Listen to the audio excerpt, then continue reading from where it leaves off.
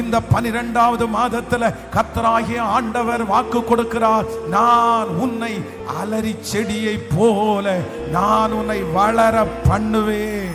சத்துருக்களுக்கு முன்பாக நீங்கள் வளருவீர்கள். சொந்தங்களுக்கு முன்பாக நீங்கள் வளருவீர்கள்.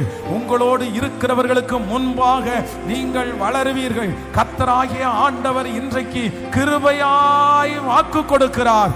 நான் உன்னை வளர்த்துவேன், நான் உன்னை வளர்த்துவேன். இந்த 11 மாதமும் உன்னை மறைவிடத்தில் வளர்த்தினேன், யாருக்கும் தெரியாமல் உன்னை வளர்த்தினேன்.